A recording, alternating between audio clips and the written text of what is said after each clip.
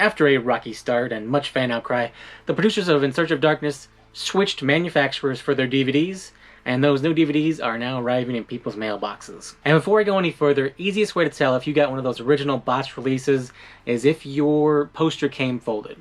If your poster came folded, you got the kind of crappy BDR release, and you should probably contact the creator for a replacement.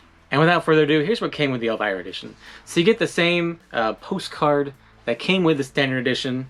You do get an Elvira edition specific poster, which I like that they gave us, you know, a unique poster for this edition.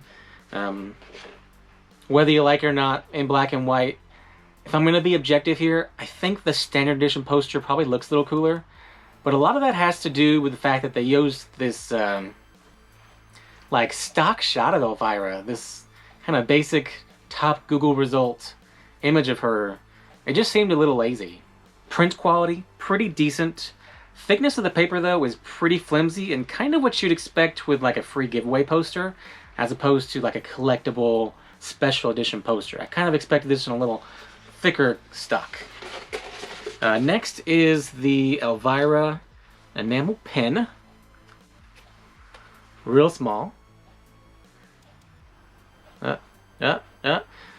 Says 80s horror on it. Now I had a chance to see somebody else's pen who got the standard edition. That's just the kid on the TV right here. And I gotta say the Elvira version looks way better. It's got a lot more detail, it's more interesting to look at, and it actually looks a lot less cheap even though it's printed the same way. Both of the pins are kind of just painted on top and they're not sealed in. They don't have that glossy top coat that pretty much all enamel pins have to protect them. In fact, if I was to go at it right now with my fingernail, this would just chip right off. But you gotta wonder how many pennies did they save just not sealing in the pin. It can't have been that much. That's just lazy. Now, of course, you remember that original version was kind of a chappy. And of course, we have our main feature Blu-ray. Now, you remember, of course, that the original version of this came out on that crappy Chinese BDR. They did choose a different manufacturer in California. It's pressed now. It's not the best Blu-ray manufacturer around. It's like, I think, the same company that does Code Red stuff, so it's okay.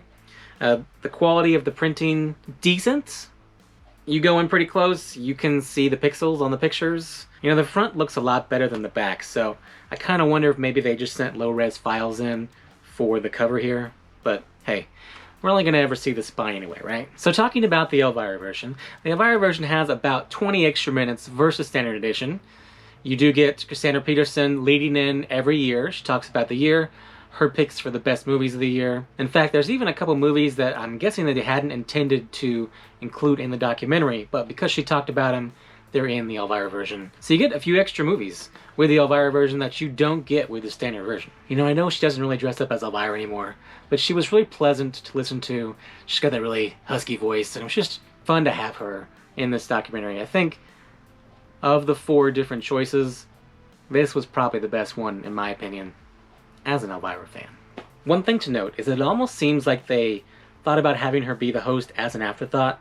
There were several points in the documentary where the other special edition hosts, Corey Taylor and Dead Meat, set the movie up and talk about it in a way that you're thinking to yourself, why am I watching the host of the other special edition talk about this movie as opposed to, you know, Elvira talk about it? The movie itself I found highly enjoyable. It was a really good retrospective. It was fun to watch. It's always fun when you watch horror retrospectives and people agree with you. And you're like, hey, I'm not weird. Even though that girl is super, super weird. I'm not weird, right? I'm not weird compared to that girl. And I wish they'd actually talked a little bit longer about each year.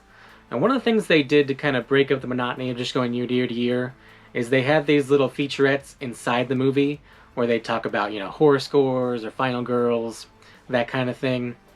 And the thing about those is sometimes the documentary would talk about the same movie 2 or 3, sometimes even 4 times. You know, I love Reanimator as much as the next guy, but you're trying to encapsulate all of 80s horror.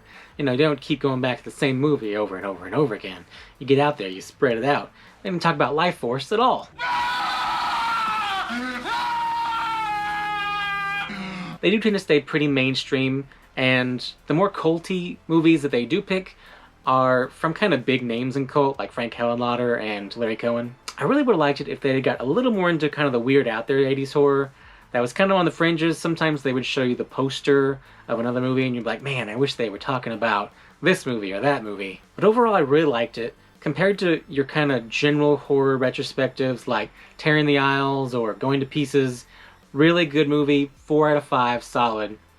It doesn't really stack up well compared to your more specific horror documentaries. Think Never Sleep Again or Screaming in High Heels or Crystal Lake Memories, but for what it is, it was a good movie. Now, here's the real question. Knowing what I know now, would I have spent $60 on this movie, this flimsy poster, this enamel pin, and this postcard? I probably would not have spent $60 on those items. This is a good movie. It is a $20 at best, maybe a $30 movie if you're really into it and it's like a limited edition, but it's not a $60. This is not $60 worth of value here. I liked it. You know, I'm gonna add this pin to my little movie pin collection over on the wall. Good movie, but as a $60 package, a little disappointing. They do say that these special editions are not going to be sold again. It's remained to be seen if that is actually true. But yeah, there it is. Thanks for tuning in and have a great day.